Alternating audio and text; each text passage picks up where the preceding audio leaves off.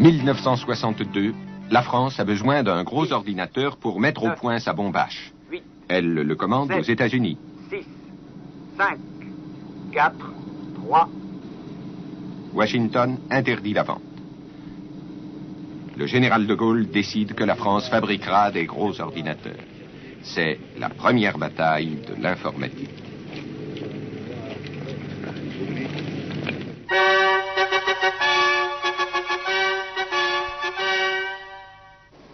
En 10 ans, le parc d'ordinateurs français est passé de 3250 à 24 500. Il doublera dans les 4 années à venir.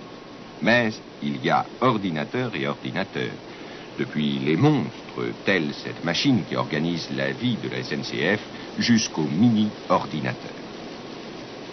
Sur les gros ordinateurs règne le géant IBM, entre la moitié et les 2/3 du marché mondial. Face à cette forteresse américaine, la France livre depuis 15 ans une bataille confuse. Au début des années 60, un constructeur français résiste vaillamment face à IBM, c'est la compagnie des machines Bull. En 62, Bull connaît des difficultés. Le gouvernement s'en désintéresse. Et c'est l'américain General Electric qui reprend l'affaire. La France ne construit plus d'ordinateurs. Sous l'impulsion du général de Gaulle, donc, la France va lancer en 1964 son premier plan calcul. L'informatique française est regroupée pour fonder la C2I. Mais voilà que General Electric abandonne les ordinateurs et Bull passe de ses bras dans ceux de l'américain Honeywell. C2I n'est toujours pas de taille face à IBM. Alors on tente un assemblage européen avec Philips, le hollandais, Siemens, l'allemand. Ce sera Unidata, alliance éphémère. Finalement, la France reprend ses billes, marie C2I à Honeywell Bull. L'informatique française est sauvée, disent les uns, et vendue aux Américains, disent les autres.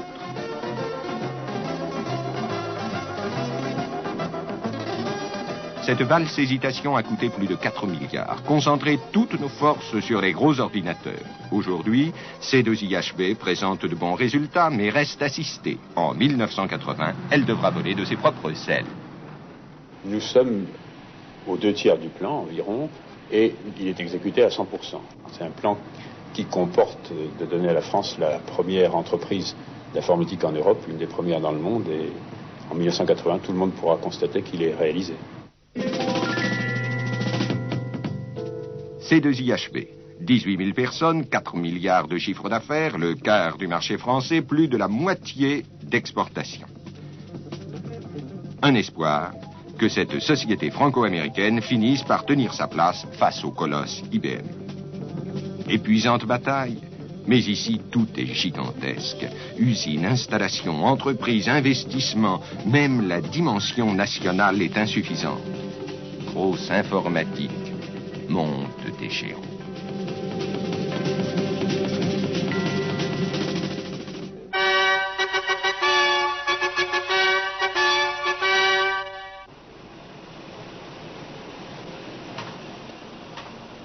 Nous voici chez un autre constructeur d'ordinateurs. Et oui, cet atelier, c'est la seule usine de fabrication de ce constructeur, une société d'une quinzaine de personnes dans la région parisienne. Il y a aujourd'hui des tout petits fabricants d'ordinateurs.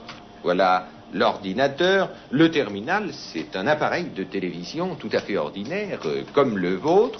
Voici enfin le disque mémoire qui permet d'introduire les programmes dans la machine.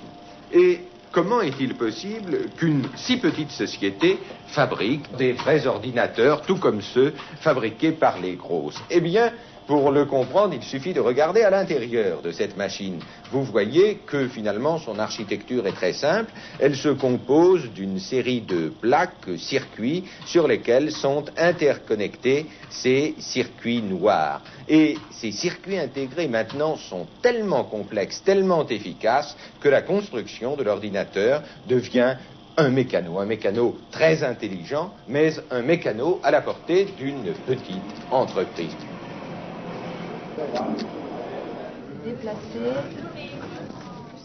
Dans ce grand magasin, les caisses enregistreuses branchées sur le gros ordinateur central sont remplacées par des mini-ordinateurs faisant la comptabilité, gérant les stocks. La part de la petite informatique, mini-ordinateur, installation périphérique, s'accroît sans cesse. Elle représentera, en 1985, 50% du marché de l'informatique. Malheureusement, la France s'est longtemps désintéressée de cette bataille et ne contrôle aujourd'hui qu'à peine 40% de son propre marché. Un plan péri-informatique a bien été lancé en 1976, mais les résultats n'apparaîtront pas avant 2 ou 3 ans. Au SICOB 78, l'étranger dominait. Il s'agit pourtant d'un terrain de bataille idéal pour la France. Voyez cette table traçante pilotée par ordinateur. Elle est française. Benson, entreprise moyenne de 237 personnes, détient 80% du marché français, 50% du marché européen, 17% du marché mondial. Les machines fabriquées dans cette usine de Créteil s'exportent dans 30 pays et Benson s'installe maintenant aux États-Unis. Malheureusement, de tels exemples sont rares. Ils montrent que ce champ de bataille qu'IBM n'a pas encore totalement investi conviendrait parfaitement aux entreprises moyennes. Reste pour l'industrie française à rattraper le temps perdu et le retard accumulé.